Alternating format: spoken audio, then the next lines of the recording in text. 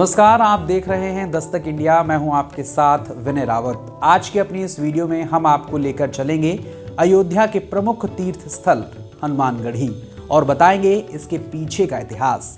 आखिर क्यों अयोध्या में रामलला के दर्शन से पहले मारुति नंदन के करने होते हैं दर्शन? क्यों भगवान राम के दीदार से पहले हनुमत प्रभु के आगे झुकते हैं सबके शीश? क्या है हनुमानगढ़ी का इतिहास? आखिर क्यों मोदी और योगी सबसे पहले पहुंचते हैं हनुमान जी के द्वारे? तो चलिए हम आपको बताते हैं कि आखिर ऐसा क्या है इस सब के पीछे। क्यों सबसे पहले राम भक्त हनुमान के दर्शन किए जाते हैं? दरअसल मान्यता ये है कि भगवान राम जब लंका जीतकर अयोध्या लौटे तो उन्होंने अपने प्रिय भक्त हनुमान को रहने के लिए यही स्थान दिया था। साथ ही अधिकार भी दिया कि जो भी भक्त अयोध्या आएगा उसे पहले हनुमान का दर्शन करना होगा। हालांकि महंत राजू दास जी महाराज इसके पीछे एक और वजह मानते हैं। यहाँ पर श्री हनुमान जी महाराज राजा के रूप में विराजमान हैं। कहा जाता है कि राम दुआरे तुम रखवारे होत न आज्ञा बिन पैसारे।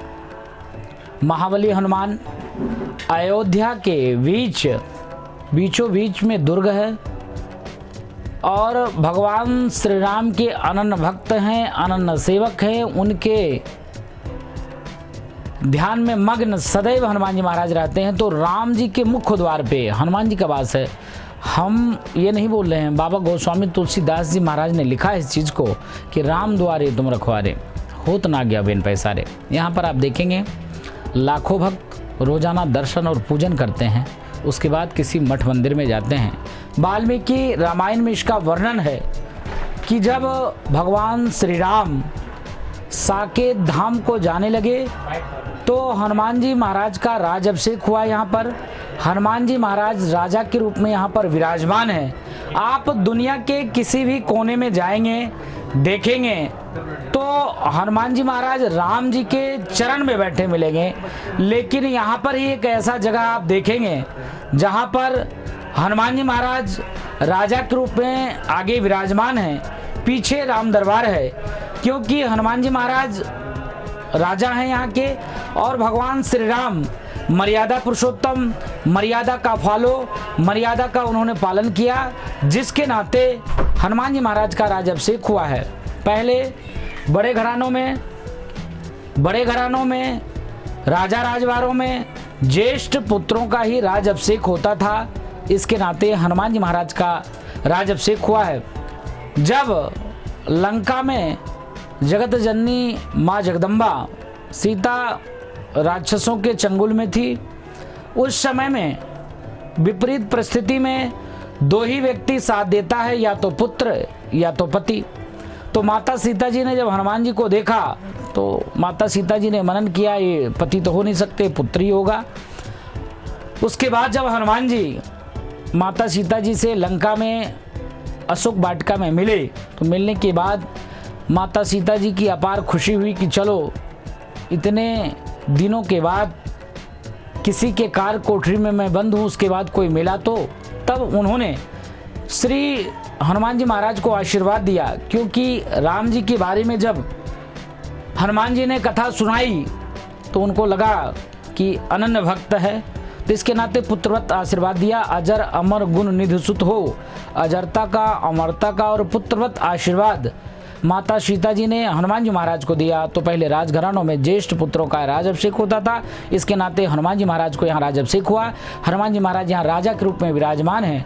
भगवान श्री राम कह गए हैं जब तक पृथ्वी पर सीताराम नाम संकीर्तन होता रहेगा तब तक हनुमान जी आप यहाँ धरती पर वास करोगे। इसके नाते आप देखो जहाँ भी सिद्ध प्रसिद्ध प्रतिष्ठित जगह है वहाँ पर सीताराम नाम संकीर्तन सदैव 24 घंटा होते रहता है, क्योंकि हनुमान जी को हम तभी पृथ्वी पर रख सकते हैं जब उनको सीताराम नाम संकीर्तन सुनाते रहेंगे। इसके नाते हनुमान जी भगवान के धुन में, भगवान के भाव में, भगवान के सेवा में मदमस्त रहते हैं, मगन रहते हैं। इसके नाते हम लोग सदैव मंदिर पर सीताराम नाम संकीर्तन करते रहते हैं।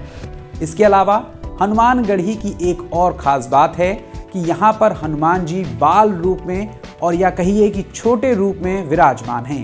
यह मंदिर एक टीले पर बना हुआ है और इस तक पहुंचने के लिए करीब 76 सीढ़ियां चढ़नी होती हैं। वहीं महंत राजू दास जी महाराज अयोध्या नगरी के इतिहास को भी बता रहे हैं, कैसे अयोध्या कई बार बिखरी और दोबारा बसी। हनुमानगढ़ी में अंजनी पुत्र राजा के रूप में विराजमान हैं और इस घोर कलयुग में भी वे अपने भक्तों की सुनवाई करते हैं और उनकी रक्षा करते हैं। लिहाजा उनके दर्शन के लिए लाखों की संख्या में भीड़ उमड़ती है।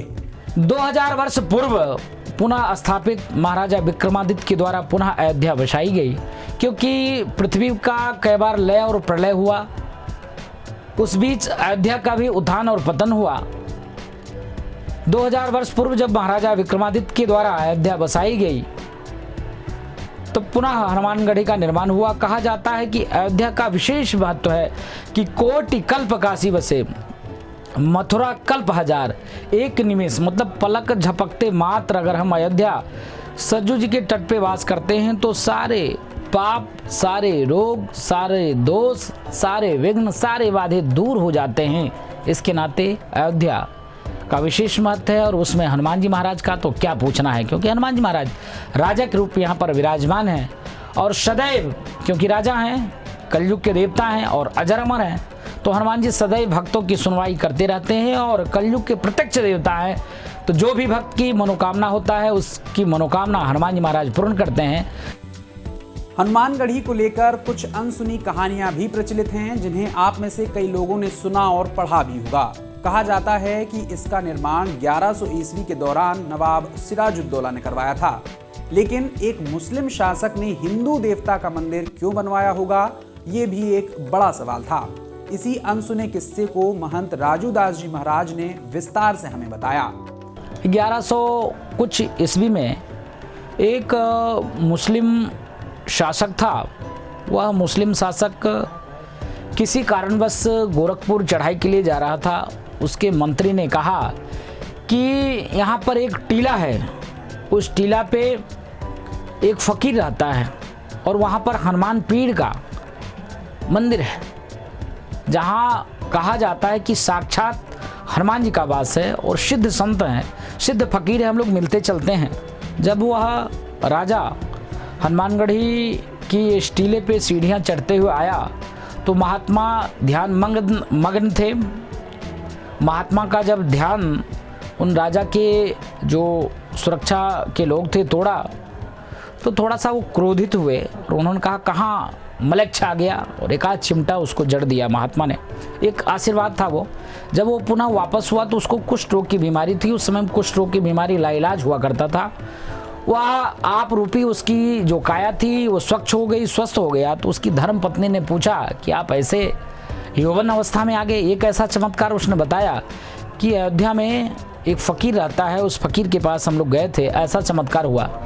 तो वो यहाँ पर वो पुनः दोनों पति पत्नी आए और महाराज से प्रार्थना किया, विनती किया कि महाराज आपके आशीर्वाद से ऐसा हमको अवसर प्राप्त हुआ और ये हमारी धर्म पत्नी है, इसकी इच्छा और जिज्ञासा और भी कुछ है, लेकिन पहले यहाँ के इतिहास के बारे में हमको बताएं कि ऐसा क्या यहाँ का महत्व है कि ऐसा आशीर्वाद हमको मिला।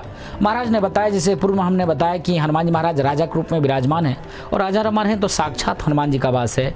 तो जब जो व्यक्ति साक्षात जहाँ पर होता है तो स्वाभाविक है वहाँ पर उसका पुण्य प्रताप विराजमान रहता है, तो इसके नाते हनुमान जी का प्रभाव है। तब उसने कहा कि यहाँ की व्यवस्था कैसे चलती है। उस समय में उसने यहाँ पर 52 एकड़ हनुमान जी महाराज को दान में दिया। उसके बाद और जो इस क्षेत्र में गोरखपुर से लेकर और अयोध्या तक जो भूभाग उसके पास था उसमें उसने 5000 बीघा एक स्वर्ण ताम्रपात्र पर लिख कर दिया कि यहाँ की जो भी आय होगा वो हनुमान जी के पास ही आएगा। इसका कोई भी राजा टैक्स नहीं लेगा। सारा टैक्स जो भाई अपने तो साधु संत तो कुछ करेंगे नहीं, नागरिक ही यहाँ के कुछ करेंगे, तो जो भी टैक्स होगा वो हनुमान जी के पास आएगा। तो ऐसा हमारे इतिहासकार ऐसा लोग बताते हैं। और हनुमान जी अजर अमर हैं। जब लंका से वापस आ रहे थे तो अयोध्यावासी कैसे माने कि स्वर्णमय लंका थी। तो इसको दिखाने के लिए आप देखेंगे कि एक विजय स्तंभ के रूप में है। यहाँ पर जो पूरे सोने का स्तंभ है वो हनुमान जी महाराज लंका से लाए थे। यहाँ हनुमान जी महाराज का साक्षात वास है और साक्षात हनुमान जी महाराज यहाँ विराजते हैं। धार्मिक मान्यताओं की माने तो इस मंदिर में कोई भी भक्त अगर हनुमान जी को लाल चोला चढ़ाता है तो उसे सभी प्रकार के दोषों से मुक्ति मिलती है और उसकी सभी मनोकामनाएं पूर्ण होती हैं।